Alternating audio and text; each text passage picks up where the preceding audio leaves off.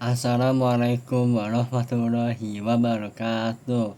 Perkenalkan, nama saya Dimas Eriko Sadriano dari kelas 11-1. Jadi pada video kali ini saya akan menjelaskan tentang sistem gerak.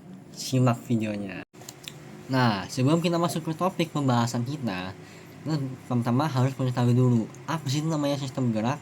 Jadi sistem gerak itu adalah sebuah sistem yang memungkinkan manusia untuk bisa bergerak. Nah, di dalam sistem gerak ini terdapat yang namanya rangka, tulang, otot, dan sendi. Nah, pertama-tama kita akan masuk ke dalam rangka.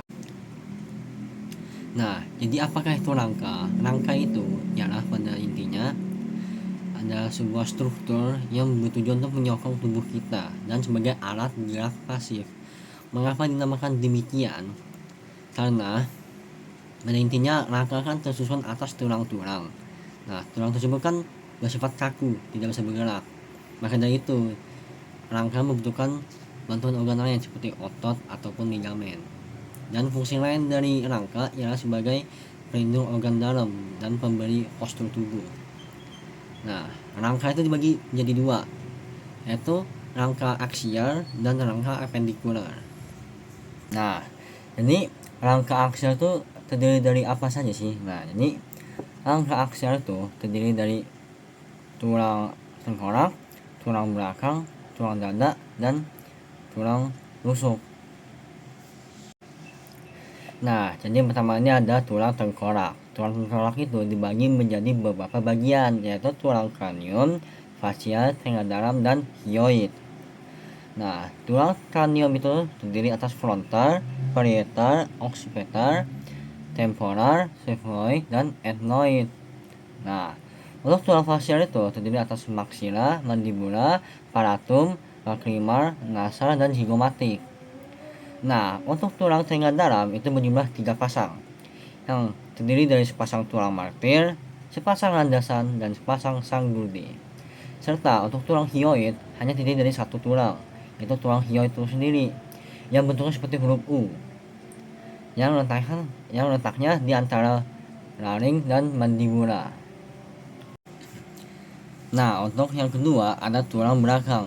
Nah, tulang belakang ini berjumlah 33 ruas. Nah, apa saja sih itu? Jadi, yang pertama itu ada 7 ruas vertebrata cervicalis atau leher. Nah, yang kedua ada 12 ruas vertebrata thorax atau punggung.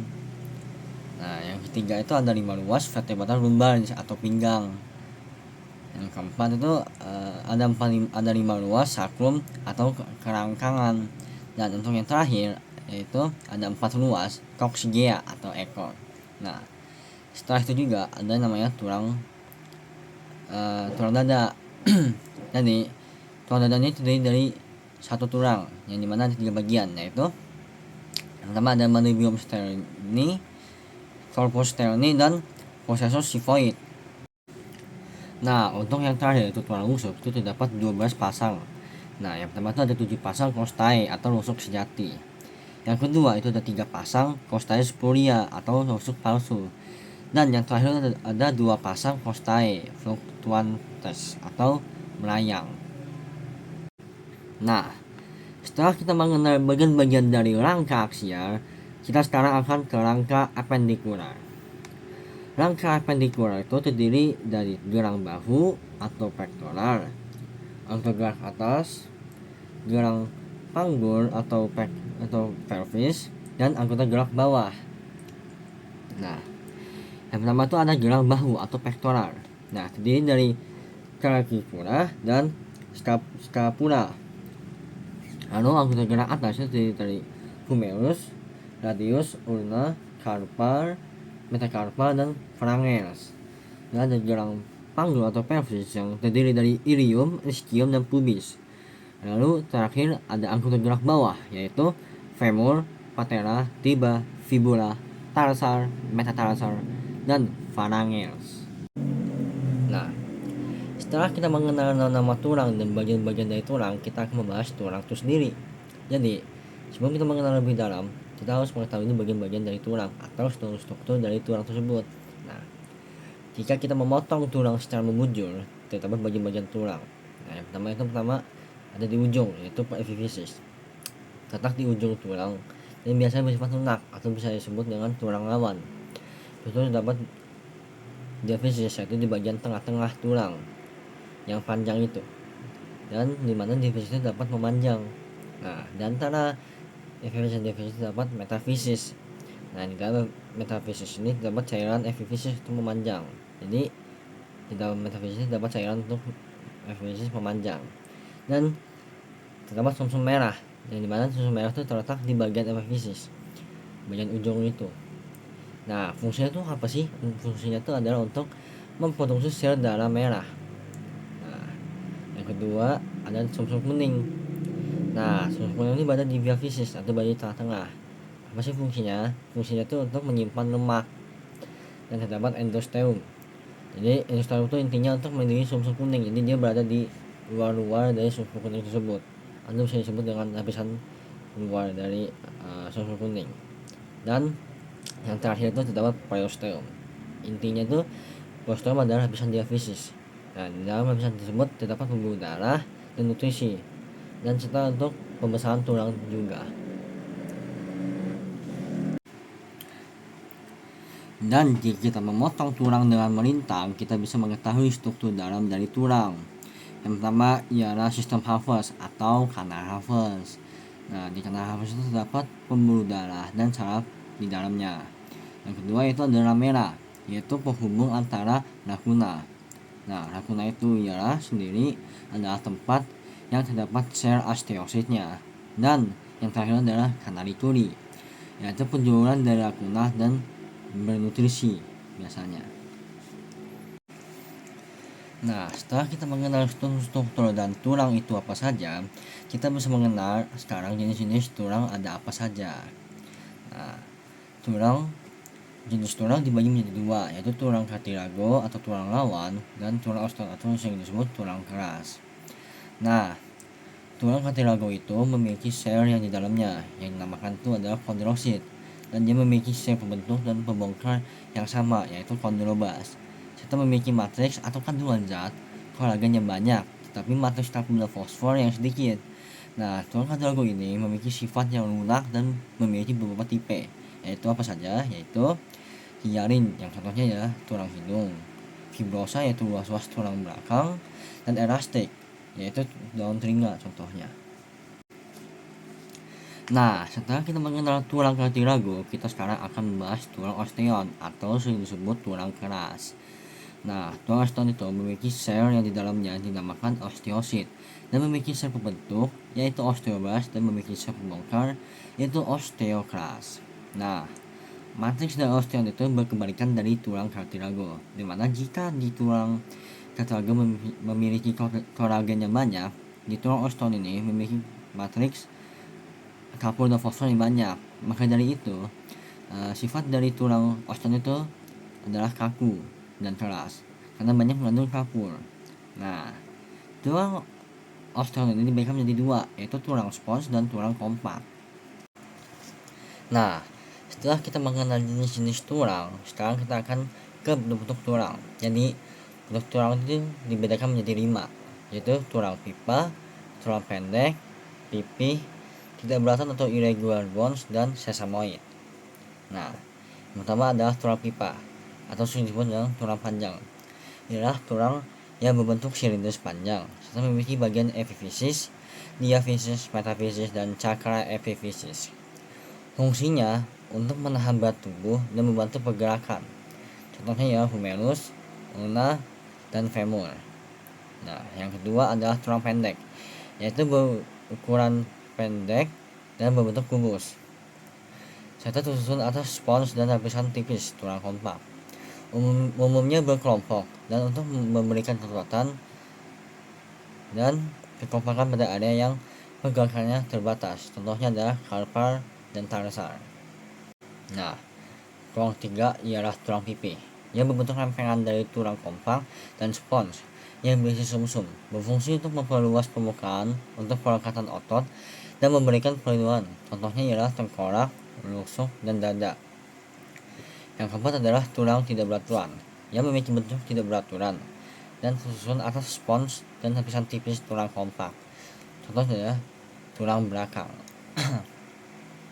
Yang terakhir ialah tulang sesamoid. Ialah merupakan tulang yang berukuran kecil, bulat, yang terdapat di formasi persendian. Tulang ini bersambungan dengan kartilago, ligamen atau tulang lainnya. Contohnya seperti patella atau lutut. Nah, setelah kita mengenal bentuk-bentuk tulang, sekarang kita akan mulai membahas tentang osifikasi atau sering disebut dengan pembentukan tulang. Nah, jadi osifikasi ini dibagi menjadi dua jenis, yaitu osifikasi intramembranosa dan osifikasi endokondrial. Nah, yang pertama kita akan membahas osifikasi intramembranosa. Nah, jadi osifikasi intramembranosa ialah osifikasi primer. Maka dari itu, osifikasi ini tidak dapat bisa terulang kembali. Nah, jadi pada osifikasi ini banyak terjadi pada tulang pipi, penyusun tengkorak, dan pada proses ini berlangsung pada minggu ke-8 masa kehidupan janin. Nah, jadi pada awalnya sel mesenkim berdiferensiasi menjadi osteoblas. Lalu osteoblas itu menyekresikan matriks organik yang belum mengapur atau osteoid. Nah, masa osteoid ini mengalami pengapuran atau melalui pengendapan garam-garam tulang. Nah, seiringnya osteoblas ini membentuk lakuna dan kanalikuli. Lalu osteoblas ini akan membentuk lapisan-lapisan matriks baru sehingga menjadi tebal dan osteoblas menjadi terpendam dalam matriks. Nah, osteoblas yang terpendam ini akan menjadi osteosit dan menjadi terisolasi dalam lakuna dan tidak menyekresikan zat intraseluler. Nah, di beberapa pusat osifikasi pada awalnya tulang terdiri atas tabecula yang berrongga atau spons, dan di antara tabecula itu diisi oleh tulang lamelar konsentris sehingga menjadi tulang kompak. Tetapi ada juga yang tetap jadi spons dengan rongga sumsum berisi jaringan ikat yang mengandung banyak pembuluh darah. Nah, di sekeliling tulang yang tumbuh ada jaringan ikat yang tumbuh menjadi periosteum. Nah, kalau osifikasi endokondrial adalah proses tulang lawan menjadi tulang keras. Osifikasi ini terjadi pada tulang pipa dan menyebabkan ia menjadi panjang. Nah, jadi pada proses ini berlangsung setelah kelahiran. Jadi, tulang lawan pada anak-anak akan digantikan menjadi tulang keras hingga berusia 18 sampai 25 tahun. Jadi, sel kondrosit akan berubah menjadi osteoblas, lalu perikondrium digantikan menjadi periosteum. Barengan dengan itu, bagian diafasis kartilago akan pecah dan menyebabkan kematian pada sel tulang lawan. Sehingga pembuluh darah masuk dan terbentuk rongga sumsum tulang. Lalu tahap selanjutnya, pembuluh darah masuk ke daerah epifase dan terbentuk tulang spons. Dan begitu masih ada sisa tulang lawan antara epifase dan diafase yang disebut dengan cakram epifase. Nah, selama masa pertumbuhan, cakram epifase terus tumbuh memanjang. Jadi setelah kita bahas tentang tulang, kita sekarang akan membahas sendi. Sendi itu sendiri artinya hubungan antara dua tulang yang baik bergerak ataupun tidak. Nah, berdasarkan dapat bergerak atau tidaknya dibagi menjadi tiga, yaitu yang pertama adalah sinartrosis. Nah, sinartrosis itu adalah sendi yang tidak dapat bergerak. Contohnya ialah sendi-sendi pada tengkorak. Nah, yang kedua itu ada amfiartrosis. Jadi amfiartrosis itu adalah sendi yang dapat bergerak tapi terbatas. Nah, contohnya itu adalah hubungan antara luas tulang rusuk dan antara tulang belakang. Nah, dan yang ketiga adalah diartrosis, yaitu sendi yang dapat bergerak bebas. Nah, diartrosis ini ada beberapa jenis sendinya. Apa saja kah itu? Mari kita simak. Nah, yang pertama ada sendi purulu, yaitu yang dapat bergerak ke segala arah. Contohnya itu hubungan dengan atas dengan berikat. Nah, yang kedua itu ada sendi engser, yaitu gerak yang seperti engser, artinya cuma satu arah, seperti siku. Nah, yang ketiga itu ada sendi putar, yaitu sendi yang geraknya berputar. Contohnya ialah gerak yang memutar kepala. Nah, yang keempat itu ada sendi perana, yaitu sendi yang geraknya cuma dua arah. Contohnya itu persendian pada ibu jari ini. Nah, yang kelima ada sendi luncur, intinya yaitu geraknya rotasi di bidang datar saja, jadinya cuma gini doang, seperti pegangan kaki itu. Nah, dan yang terakhir itu ada sendi elipsoid. Intinya itu ia memungkinkan gerakan dalam dua bidang, yaitu belakang ke depan, serta samping ke samping. Contoh itu adalah pengumpil dengan pergelangan tangan. Nah, setelah kita mengenal tentang sendi, kita sekarang akan membahas tentang otot. Otot itu sendiri berfungsi sebagai alat gerak aktif. Mengapa demikian? Karena ia menggerakkan tulang-tulang kita. Nah, otot itu memiliki beberapa kemampuan. Di antaranya ialah kontraktibilitas, ialah kemampuan untuk memendek. Ekstensibilitas, ialah kemampuan untuk memanjang. Habis itu ada elastisitas, ialah kemampuan untuk kembali ke keadaan semula. Dan ekstabilitas, ialah kemampuan untuk merespon dengan kuat jika di situasi impuls saraf. Nah, selain itu terdapat juga jenis otot, diantaranya ialah otot lurik. Nah, yaitu melekat pada rangka tubuh. Cirinya ialah berbentuk silindris. Ia memiliki inti lebih dari satu yang terletak di tepi, dan dia bekerja secara volunteer atau di bawah kesadaran. Reaksinya cepat tapi dia mudah lelah. Nah, yang kedua ada otot poros yang terletak di saluran-saluran pencernaan, pernapasan dan organ-organ lain, bekerja secara involunteer atau di luar kesadaran kita. Berbentuk seperti gelondong, dia memiliki inti satu di tengah dan bersifat lambat dan tidak mudah lelah. Nah, yang ketiga ada otot jantung. Tentu saja dia terletak di jantung, atau bisa disebut juga sebagai kardiosit. Ia berbentuk silindris dan bercabang, yaitu bekerja secara involunteer, bekerja secara teratur dan tidak mudah lelah, serta yang memiliki banyak inti. Nah, setelah kita mengetahui jenis-jenis otot, sekarang kita akan membahas tentang mekanisme kontraksi otot. Pertama, adanya impuls pada saraf mengakibatkan pembebasan ion kalsium, lalu meningkatnya ion kalsium yang diikat oleh troponin, sehingga daerah tropomiosin terbuka, lalu terjadi perombakan ATP yang mengakibatkan miosin menarik aktin, sehingga proses kontraksi berlangsung selama terdapat ATP dan ion kalsium. Nah, pada saat impuls terhenti, maka ion kalsium kembali ke retikulum sarkoplasma dan tropomiosin kembali ke keadaan semula.